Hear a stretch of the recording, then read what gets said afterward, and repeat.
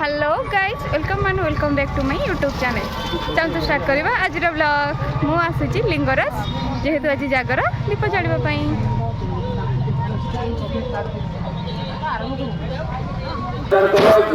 मुझे गला बेले देखिली प्रिया दीदी को तो हाई करके सी भी आसते लिंगराज दीप जाड़ापी। आम दुई जन जाक मिसिकी गलु मंदिर ठिकी। रास्तार गला बेले किसी फूल किणिकी नहीं गलु जोटा कि आम दीप तले डेकोरेट करूँ बोलिका।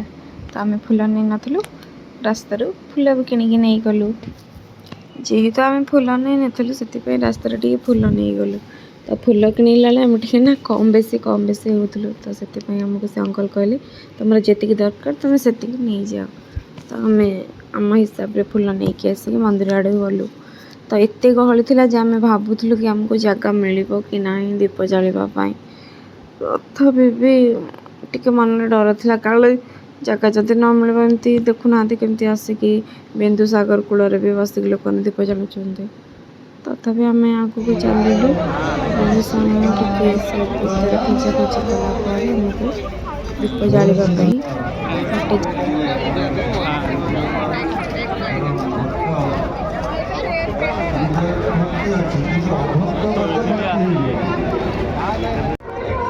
स्कूटीटा पूरा भितर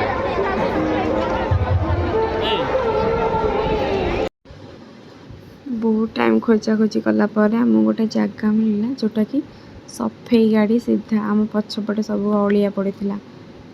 तो एमती ही बसती से लिंगराज रे बहुत सारा गली जगह न मिले से अलिया खूब पछक पछक पेलिकिना एमती पेपर पारिकी बसती। तो आम भी बसिकी दीप तले चाउल फूल देकिना दीप को सजेलु।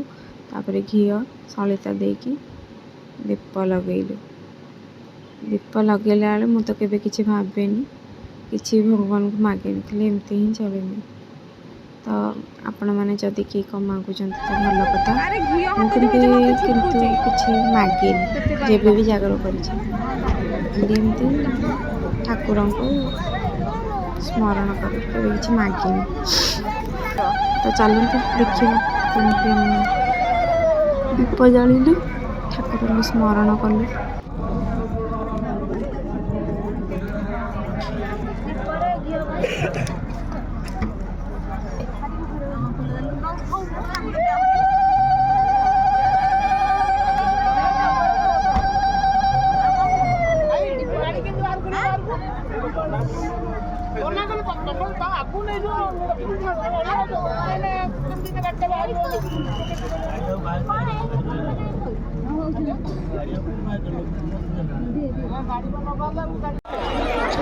आम बैक साइड गोटे पुओ था।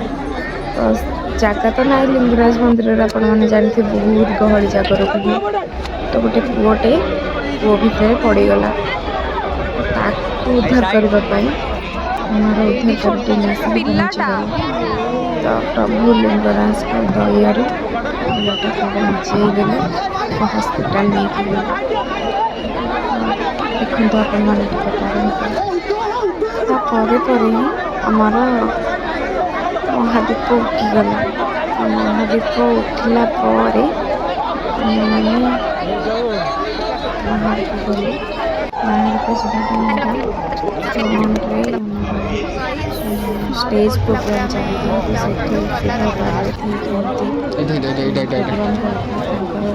चलता तो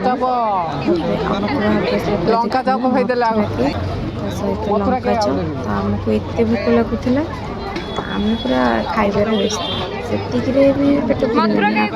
आपण मैंने आगु आगु भिडियो देखते आम कौन कौन खाइलु कौन कौन पीलु वीडियो कंटिन्यू करंतु।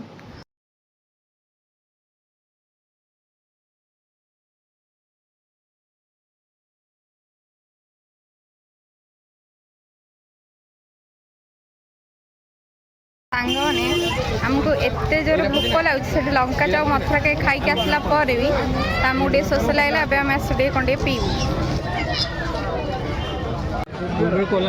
Thank you.